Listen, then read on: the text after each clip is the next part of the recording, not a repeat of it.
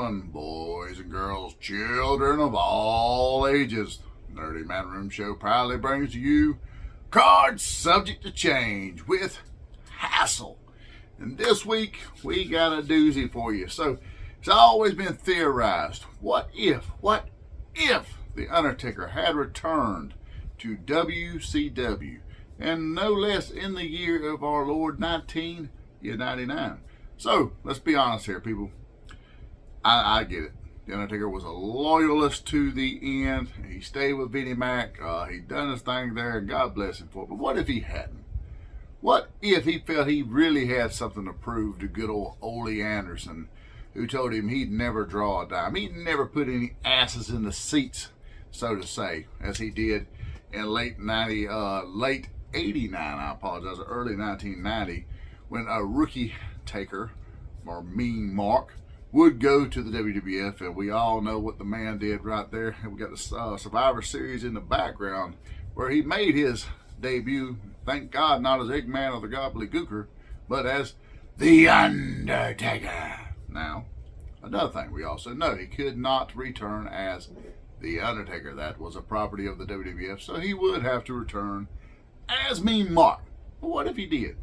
Let's face it, in 1999, WCW went from unparalleled heights to where they started their dissension. This was the tail end of 98 is where we allowed Goldberg to lose a streak. The first Nitro after that in January, we get the finger point of doom. And then we start getting some just really questionable booking from that point on. Russo is sent down south, and I'm still not convinced that wasn't a plant by Vince. If Vince didn't know, hey, go destroy them. We're tired of you fucking us up. So who knows?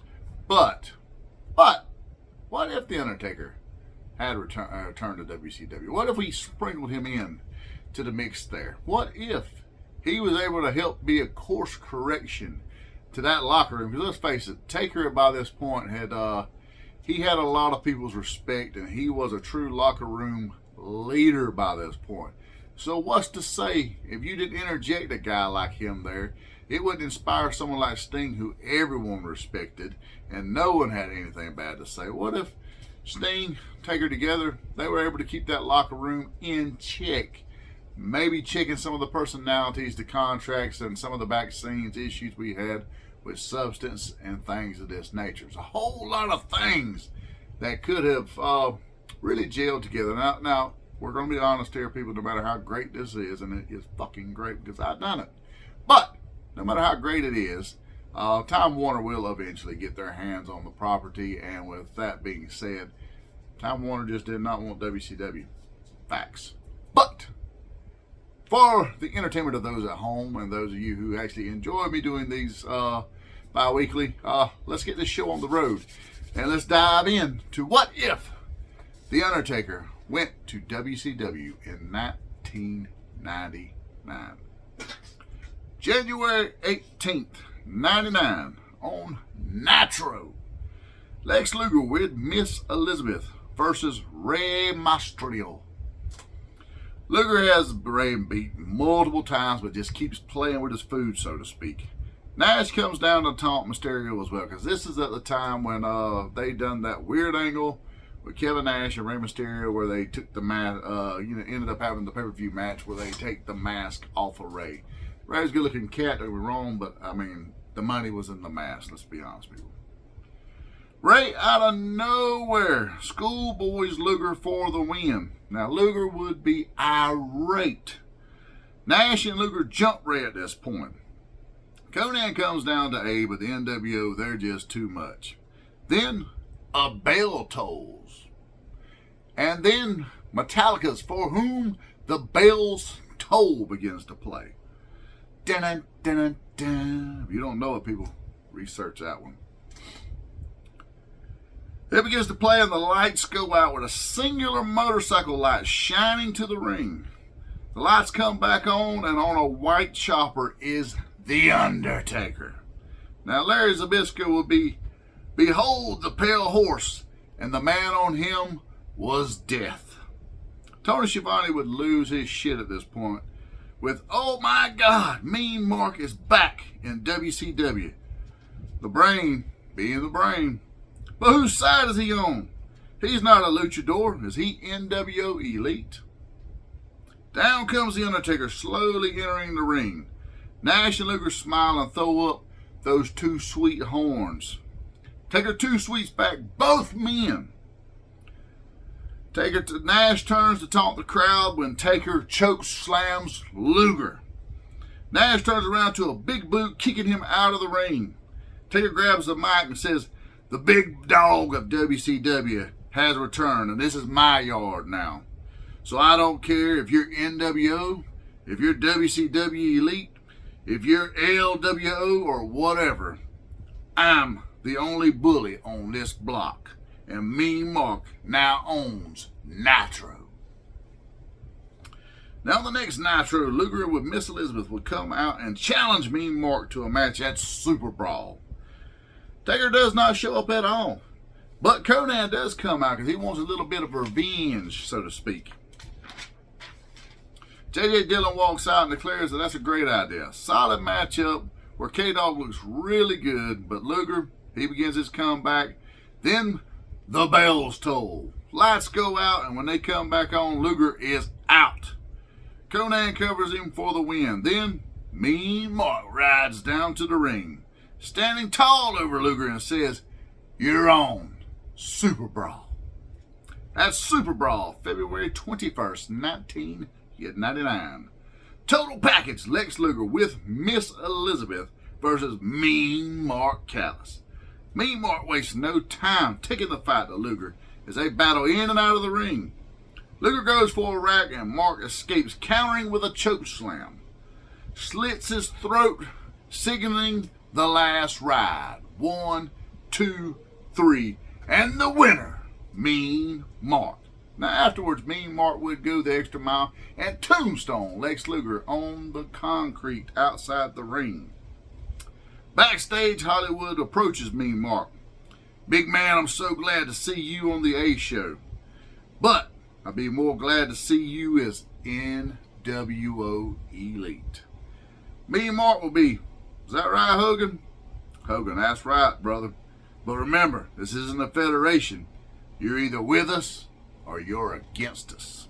Mean Mark will, well, brother, you'll have my answer tonight. In the main event, WCW champion Hollywood Hulk Hogan versus Richard Flair. Decent 3-star matchup out of these two. The closing moments of the match, Mean Mark comes down and clocks Flair, busting him wide open. He looks at Hogan, pointing at him and pointing at him to pin Flair as he exits the ring. Winner and still WCW champion Hollywood Hulk Hogan. Now on Nitro the next night, Hollywood Hulk Hogan would come out declaring Mean Mark as NWO. Now Mean Mark isn't with him in the ring, and Mean Gene would point that out. But Hogan is adamant that he is NWO for life.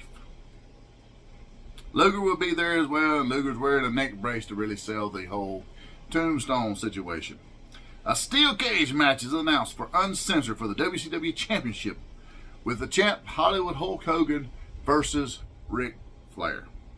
Now each week leading into the pay-per-view, Mark would stand atop the Nitro stage, watch any match that Hogan and Flair was in, remaining silent. Sting vibes here, people. Uncensored, March 14th, 1999. In the main event for the WCW World Championship, Hollywood Hulk Hogan versus Ric Flair inside a steel cage. Now, we actually get a pretty good matchup between these two this time. Lots of back and forth. You get your typical steel cage action with the Hulkster looking pretty good here and there. So does Flair. Then the lights go out. The bells toll, and when the lights come back on, Mean Mark is inside the steel cage. He immediately choke slams Hogan, tearing away his NWO shirt. Hits Hogan with a last ride, and the lights go back out, and Mean Mark is gone. Flair covers Hogan to regain the World Heavyweight Championship. On Nitro, Mean Mark rides to the ring and cuts a scathing promo, telling Hogan He isn't anyone's puppet. He told everybody this is his yard, and he meant it. Now this time the new world champion Ric Flair would come down and thank Mean Mark, telling him he used his power to get Mean Mark a United States Championship title match tonight versus Scott Hall as a thank you. Mark would look at him and go, "All right, Slick Rick, but don't get this twisted. Sooner rather than later, I'll be coming for the big gold. So hold that strap tight. Sleep with one eye open." Flair just smiles at him. "Don't forget, dead man, I was the one that helped you win your first world title against Hogan, no less. I'm an ally you want, not an enemy. Mark, I believe it was your horseman that had the book back in the day that said I'd never draw a dime." Flair would interject and say, "No, sir, that was Ole, and Ole was an ass." Mark, either way, that still fuels me inside today, so stay clear, because I'll make you famous. U.S. Champion Scott Hall versus Mean Mark on Nitro. Hall has Nash with him, and as the U.S. Champion is uber confident. Nash beats up the ref and puts on his shirt, declaring himself now the referee. This was the kind of things we got on Nitro around 99, so some things, they're just unavoidable, people. Mean Mark comes to the ring with a chain in his hand as both men exit the ring. Hall plays cat and mouse for a bit, but Taker eventually gets his hands on him. Every pin attempt, Nash is either granny gears slow for Taker or fast as hell for Hall. Mark sends Hall colliding into Nash, sending him outside the ring. Mark hits the last ride on Hall when out comes the Macho Man Randy Savage in a referee shirt. 1, 2, 3, and new United States Champion, Mean Mark Callis. Now at Spring Stampede, April 11th, 1999, we get U.S. Champion Mean Mark versus Kevin Nash with Lex and Miss Elizabeth. We get our WrestleMania 12 rematch, but we get it inside of WCW, people. Now this is a straight up bar fight here. These two had a pretty good chemistry for two big men. Luger gets involved, but when Mark goes to scoop him up for a tombstone pile driver, Luger cuts and leaves Nash. He gets the hell out of Dodge, people. Nash and Mark continue to battle, but when Nash gets cocky and attempts a tombstone, Mean Mark reverses and nails a tombstone pile driver for the 1, 2, 3, and still United States Champion Mean Mark Callis. At least he's not heart punching people. DDP wins his first WCW World title in the main event with the Macho Man as a special guest referee. Nitro. Now, this signals the debut of that hideous ring, or hideous new stage we got. That was the worst. It was the drizzling shits. Even Bischoff has said that somebody got paid just because of who they knew to create that one. What they had wasn't broke. Let's face it, that OG Nitro stage was beautiful. But we get the debut of the new stage. Taker rides out and cuts a promo, but before he can finish Big Papa Pump, Scott Steiner attacks him and poses with the U.S. title. We get heated promos to build their match between the two at Slamboree, along with several different brawls, always signaling in DQs. Thunder, the week of Slamboree, we get U.S. Champion Mean Mark teaming with none other than World Television Champion Booker T versus Rick and Scott Steiner. Now, Rick at this point, he had returned. He was doing his whole bad guy stick. I really liked that version of Rick Steiner. He worked really well as a heel in the 99, and I wish he'd done a little more with him. We got a fun, fast-paced matchup here. Booker T and Callis work well together. Booker gets the win over Rick. Now, Slamboree, May 9th. U.S. Champion Mean Mark versus Scott Steiner in a no DQ match. Steiner and Callis beat the hell out of each other in and out of the ring. Rick gets involved, hits Taker with a top rope bulldog. Scott locks in the Steiner recliner on the KO'd Mean Mark to win the United States champion. Mean Mark totes his first L in WCW. But hey, it's against a rising Scott Steiner. I mean, Scott should have been there by now. On Nitro opens up with a pissed off Mean Mark calling out the Steiners. Steiner brothers come out and run down Mean Mark. Scott tells Mean Mark he isn't worthy of a U.S. title match, but Rick will defend his world television title against him. And Rick's like, what the hell, bro? Scott just looks at him and says, trust me, Mean Mark, the Steiners, this is my yard, and I'll make you famous. World television champion Rick Steiner versus Mean Mark. Mark beats the hell out of damn Rick Steiner during this thing and has the match won on at least 2 different occasions, but continues to punish Rick, asking Rick, where's Scotty? Bark for me, bitch. Suddenly, the lights go out, and when they come back on, the Great Muta is in the ring. Red mist to Mean Mark. Shining Wizard to Callis, and he is out. Muta stands over the Undertaker. Now on Thunder, it is announced that we get, at the Great American Bash, it will be Mean Mark Callis versus the Great Muta, the Pearl of the Orient himself. You know I had to show Muta some love, people. Come on. At the Great American Bash, Mean Mark versus Great Muta. Muta makes a grand entrance to the ring. Mean Mark actually shows Muta a little bit of respect, with Mike Tenay pointing out that this is the first time they have shared the ring together. We get a great matchup with a fast-paced Muta looking very amazing and crisp. Taker mounts his comeback and goes for old school, but as he walks the top rope, Muta hits him with the black mist to the face. He is DQ'd at this point. He attacks Taker. Security has to stop him. In the main event that night, the Macho Man wins a WCW World Heavyweight Championship.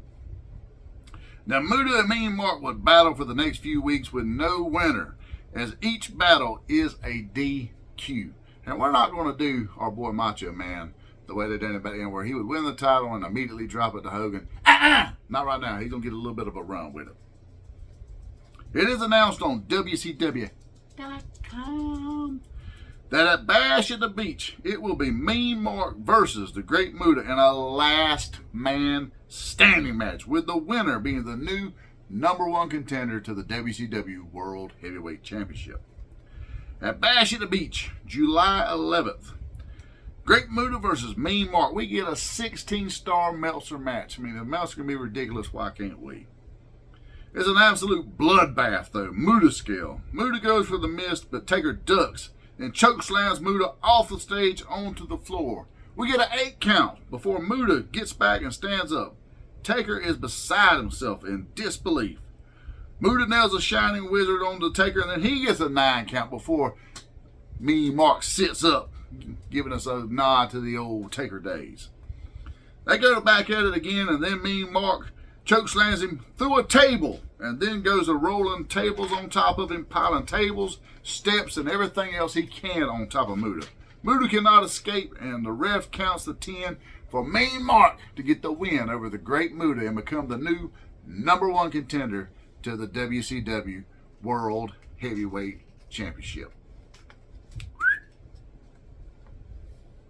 In the main event, Sid returns and helps Savage retain the title over Hollywood Hulk Hogan. Now in the main event, we would get Sid Vicious returning and helping Savage win and retain his title over Hollywood Hulk Hogan. On Nitro the next night, Mean Mark comes down and tells Muta he's got his respect, but says he don't care who wins in the main event tonight out of Hollywood Hogan and Savage, because at Road Wild, the uncrowned champion will be Mean Mark. In the main event, Hollywood Hulk Hogan, he wins the WCW World Heavyweight Champion. I mean, Macho, we gave you a little bit, brother. I wish we could give you more. But there's more.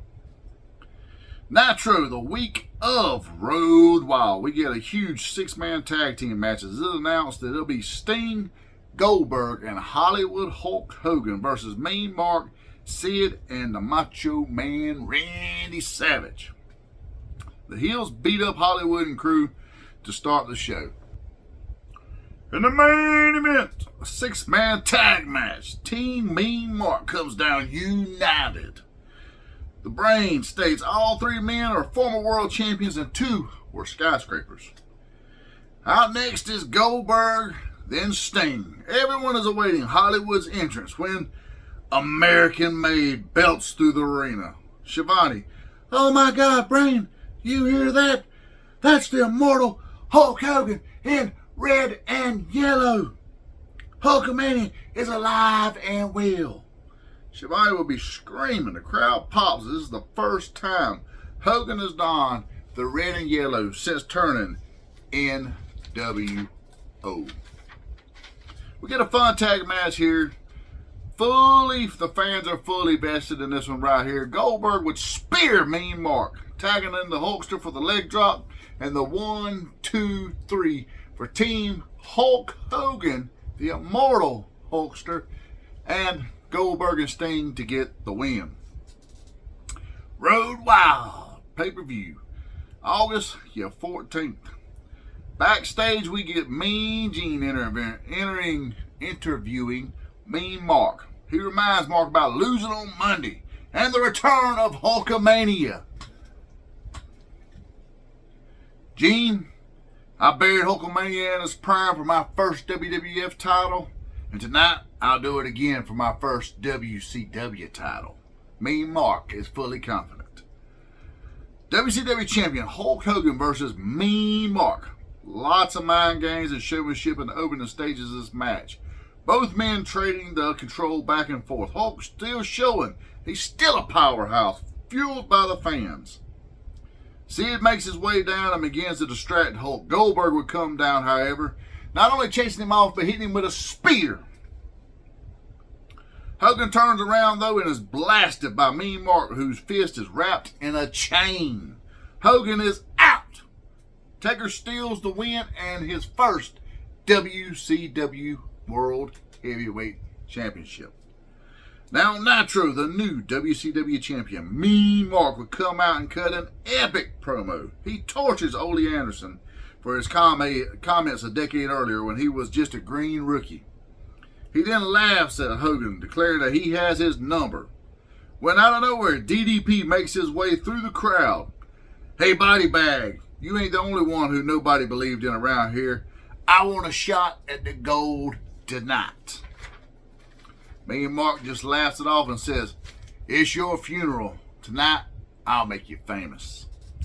The main event, WCW champion Mean Mark versus DDP, Diamond Dallas Page.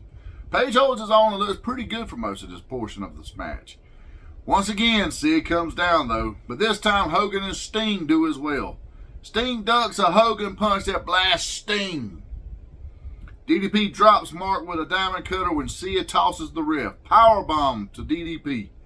Hogan gets up, but before he can get up to stop Mark or Sid, Sting gets in his face, wanting to know why the Hulkster hit him. The heels exit as Hogan and Sting argue to end the show. On Thunder, Hogan comes down to apologize to Sting. Sting tells Hogan, it was you who made WCW. My friends, my fans doubt me in '96. It was you who almost destroyed WCW. And now I'm supposed to just believe that this wasn't planned? Hogan pleads with Sting, but out comes the skyscrapers. Mean Mark says, you boys seem to have issues.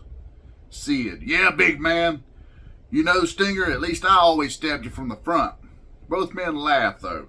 Mean Mark, I got an idea. How about a fall brawl? It's Hogan versus Sting, with the winner getting a shot at my title at Halloween Havoc. Hogan, how about we just kick your ass tonight? Sting, however, Hogan, you don't speak for me. I got no issue with a tag match tonight, but I'm far more interested in that fall brawl match. Mark, you're on. In the main event of Thunder. Feel the thunder, lightning and the thunder. We get Hogan and Sting versus the Skyscrapers. Now this gets out of hand real fast and ends exactly how you think it would. Miscommunication between Hogan and Sting to end the show. Skyscrapers get the dub. Fall Brawl, September 12th, 1999. Hogan versus Sting. Both men work his faces, however. Sting works the more anti-hero route this go around. Sting turns heel a few times, but doesn't, teases turning heel a few times, but doesn't. Hogan hulks up to make his comeback, even dropping the leg on Stinger at the last second. Sting moves, and Hogan misses. Sting locks in the death lock. Hogan almost powers out, but Sting repositions him to the center of the ring. Hogan passes out from the pain. Sting wins and is the #1 contender to Mean Mark's World Heavyweight Championship.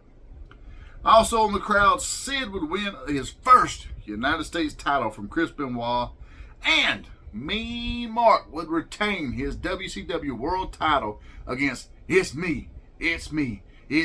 DDP. On Nitro, it would open as Mean Mark congratulates Sting on his victory, then declares that he wants to cremate Hulkamania tonight if Hogan's got the guts. Hogan comes out clearly banged up, but accepts the title match for the main event. WCW champion Mean Mark versus the immortal Hulk Hogan on Nitro. Man, now that's going to get people tuning in, folks. Hulk looks injured. Mark takes advantage. Hogan sells like a pro. Mean Mark dominates the contest, and then the crowd begins to cheer, and Hogan begins to Hulk up. He mounts his comeback, body slam, leg drop, 1, 2, no. Sid kicks Hogan in the head, causing a DQ. Sid, Mean Mark then work over Hogan, double choke slamming Hogan through the announce table. The skyscrapers stand tall to end the show. No Sting for the help. On Nitro the next week, Sting runs down the skyscrapers and declares that he will win the world title back. Moving into Halloween Havoc, October 24th. Backstage, Mean Mark is seen talking to Eddie Guerrero and tells him, since Sid's banned from ringside, I have an opportunity for a star like you. Eddie looks at him and says, Vato, I got you back. Goldberg would win the U.S. title from the Millennium Man, Sid, ending Sid's so-called winning streak that he had going at the time. And the main event, world champion Mean Mark versus Sting.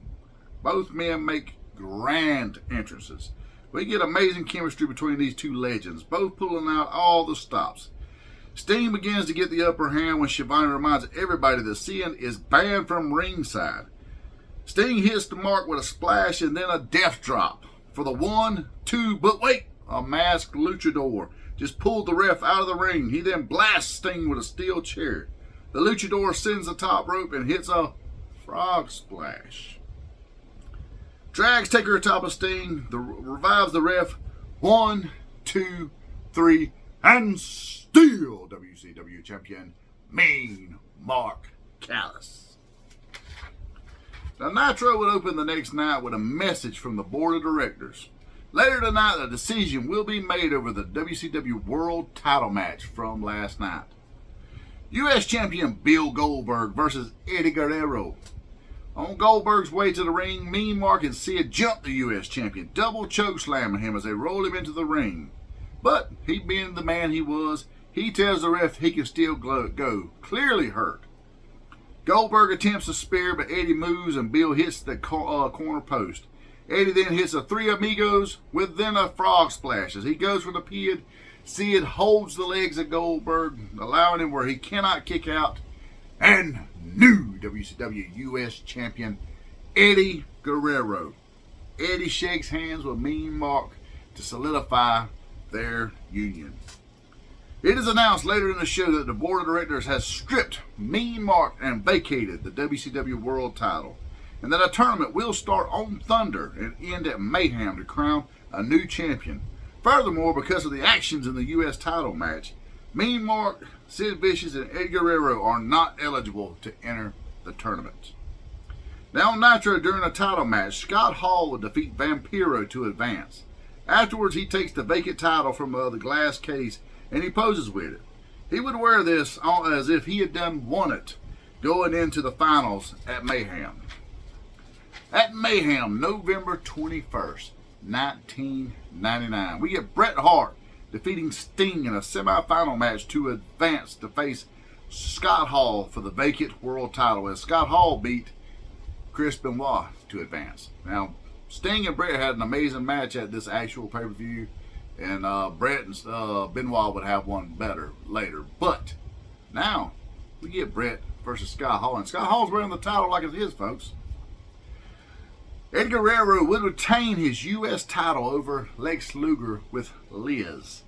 And Sid would lose an I Quit match to Bill Goldberg. Now this would mark the end of seeing Sid for a little time. He's going to disappear. He'll go home and learn a new hold, folks. Mean Mark, however, would defeat Kevin Nash to become the #1 contender at Starrcade, though. In the WCW title finals, Bret Hart wins over Scott Hall to win his first WCW championship and re-solidified himself as a top babyface in the company.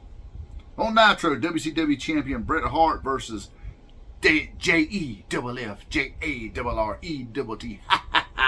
The man with all the stroke, Jeff Jarrett. We get a solid 4-star matchup here. Bret gets the win. Mean Mark watches from atop the stage. Now we begin to get the band is back promos and teases from Hall and Nash as they begin to help Bret weekly, with Bret Hart denying them vehemently. At Starrcade, December 19th, 1999, WCW champion Bret Hart is interviewed by Mike Tenay, and he's asking about Hall and Nash's help with Hart. And Hart is declaring he has nothing to do with them and that he's his own man now. He's a fighting champion. He is the excellence of execution, the best there is, the best there was, and the best that there ever will be. And he needs no one's help as Mean Mark is in his crosshairs tonight. Main event, WCW champion Bret the Hitman Hart versus Mean Mark Callis. Now we get a fast-paced matchup that's 100 miles an hour here. Bret Hart is back to his pre-screwjob self. He's crisp, he's clean with zero wasted movements. The big man begins to mount his comeback, slinging those soup bones, peppering Bret Hart left and right. But unlike Bill Goldberg, he's not going to injure him. So this already changes history right here in the making, people, because now we don't get concussed Bret Hart, and he can actually go on to have a solid-ass career for the next 10 years. Several false finishes at the end of the match, with the Outsiders coming who won the tag titles earlier in the night, making their way ringside. Hall distracts the ref as Nash throws Hart a bat. Bret throws the bat down, and then Kevin Nash jackknifes Bret the Hitman Hart.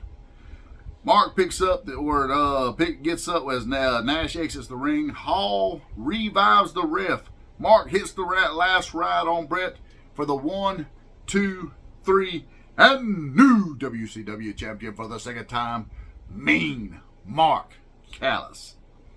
The Outsiders enter the ring and they hug Taker. Taker motions to the back as Eddie and Jeff Jarrett come down. They spray paint NWO on Bret's back. Hall looks at the camera and says, "We told you the band was back together." Callis looks at him and says, "When you're NWO, it's for life." This would be the end of 1999, going into 2000. Whole lot of stuff we can go to right here, right off the rip. You don't got to injure Bret Hart, so you got the ultimate baby face to go against NWO 2000. NWO 2000 isn't snakebit from the start by having his top stars hurt. Maybe Jarrett's able to hold his own with the locker room leader like Bret Hart, Mean Mark, and Sting going there. Maybe Hall holds it together there going into 2000, and he doesn't have to go into rehab again. Who knows? These are the what ifs we ask you right here on Card Subject to Change each and every other week. Drop some comments below. Let me know what you think. But at the end of the day, never forget that the card is always subject to change.